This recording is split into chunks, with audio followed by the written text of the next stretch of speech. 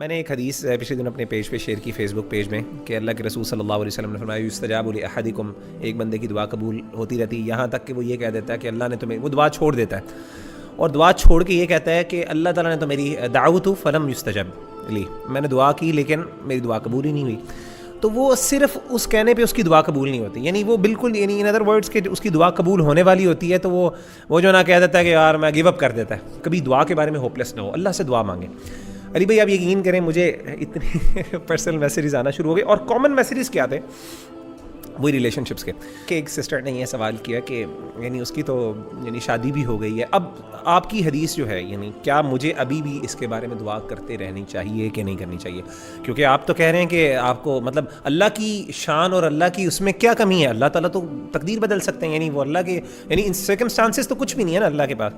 تو میں یہ دعا کرتی رہوں یا چھوڑ دوں؟ میں تو بڑی دیر سے دعا کر رہی ہوں، اس کی شادی بھی ہوگی، بچے بھی ہوگے. میں نے اس کو جو جواب یہ دیا، دعا کے ساتھ ایک فیلنگ آف توکل اللہ پر ہونا چاہیے، اور وہ فیلنگ آف توکل یہ ہے کہ میری جو خوشی ہے نا، مطلب میں یہ اللہ پہ توکل رکھوں کہ اللہ مجھے خوش کر سکتے ہیں. ہمارے ہاں نا ہمارے بیک آف دا مائنڈ یہ ہے کہ یہی چیز مجھے خوش کر سکتی ہے، اور پھر ہم اللہ سے اسی پہ اتنا انسسٹ کرتے ہیں کہ نہیں مجھے یہی چاہیے، یہ بلیو کرتے ہوئے کہ شاید مجھے خوشی اس سے ملنی ہے. دعائے استخارہ میں کیا سکھایا ہمیں؟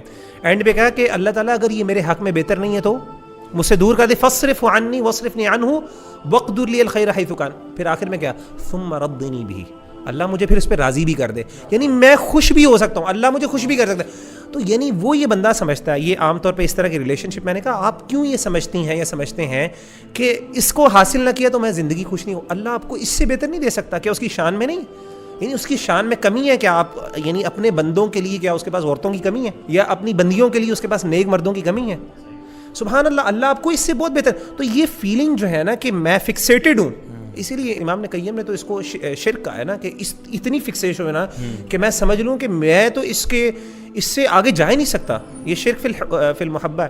اللہ کے رسول نے اس بات کو پسند نہیں کیا کہ آپ ایک چیز پہ اتنے دنیاوی چیز پہ اتنے کنسسٹنٹ ہو جائیں کہ بس اس کے obsessed ہو جائیں. نہیں، آپ ٹھیک ہے مانگیں اللہ سے، لیکن ایسا مانگیں، اور اس میں یہ بھی کنڈیشن ہوتی ہے اوبیسلی، اس سے کرنے سے اگلے کی اگر خراب ہوتی ہو، فیملی بھی خراب ہو رہی ہے، آپ اس کے بارے میں دعائیں کر رہے ہیں اور آپ یہ دعا کریں اللہ اس کی فیملی تباہ ہو کے میرے ساتھ ہو جائے، تو یہ بھی نیگیٹو ہے. لیکن بہرحال اصل پوائنٹ اس میں وہ یہ ہے کہ اس بات پہ بلیو کریں اللہ مجھے کہیں اور بھی دے سکتا ہے، اسی لیے اللہ پر راضی ہوں، یہ بھی ضروری ہے ساتھ. تو اللہ سے مانگنے کا مقصد صرف مطلب یہی ہے کہ اللہ سے مانگیں اور اللہ سے کہیں. اسی لیے اچھی دعا اللہ کے رسول نے یہ سکھائی ہے، اللہ تعالیٰ جو میرے لیے بہتر ہے وہ کرے، یہ نہیں کہ مجھے یہی دے.